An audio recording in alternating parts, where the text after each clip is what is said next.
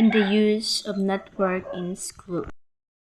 It is important for you to know what are the safety in the use of network in school. First, Make clear that no one should log on as another. it is very important and it is very clear that you shouldn't not log on to any other account or any other phone just for your own safety. Require all users to always log off when they have finished working. It really requires that all users must log off after finished working. This is just for your own safety. This is to prevent or to avoid hacking or any other case. And also, this is to protect for your privacy. Maintain equipment to ensure health and safety. It also requires that all the equipment must be maintained in good condition just for your own safety. Provides students with access to content and resources through guide e-learning. The access and resources are also important because it helps both the teacher and students understand the progress and capabilities of a student of how they will understood aspect of the curriculum. Okay, let us continue to the topic of Miss Mermaid 10. So number 5 is set us a clear disaster recovery system and a place for critical data that include secure remote backup of critical data. So, meaning a disaster recovery plan or DRP, disaster recovery implementation plan or IT disaster recovery plan. It is recorded policy and process that is designed to assist an organization. So, number 6. Secure wireless network to appreciate standards suitable for educational use. So meaning, wireless networking is essential to respect mobile learning in schools and to bring digital learning into classrooms and away from IT labs to ensure that schools have full coverage for wireless. So number 7. Install all computers equipment professionally and meet health and safety standards. So it means that many people spend a large part of their day in front of a computer screen, like for example, cell phones, gadgets, anything that whether it's that desktop in laptops or even the smartphones these days. In fact, it's rare to find a working environment where computer screens aren't used. Yes, that. So number 8 is review the school ICT system regularly with regard to health and safety standards.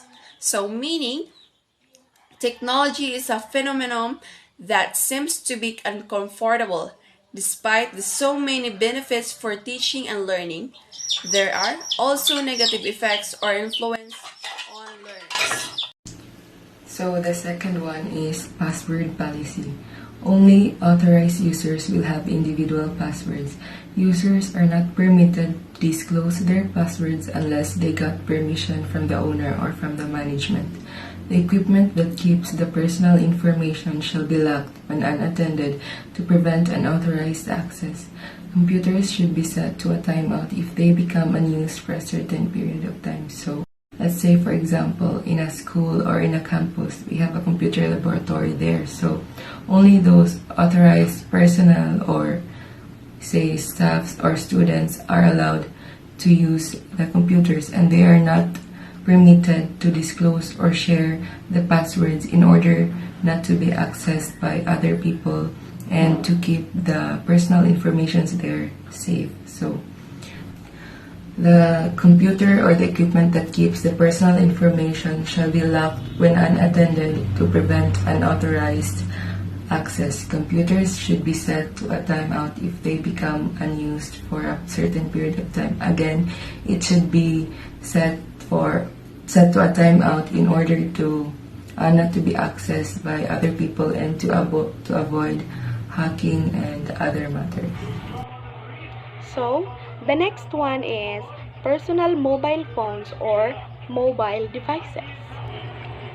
All mobile phones shall be kept away from the children or learners, and access is only allowed at break time or at the end of the classes or when needed during the class period.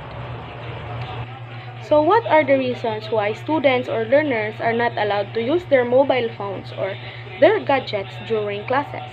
It may be true that phones can be used to provide help to teachers, but we all know that phones or gadgets are not allowed or should not be used in classrooms or during classes. So when a student is using gadgets or cell phones during classes, we know that phones can be a distraction to everybody.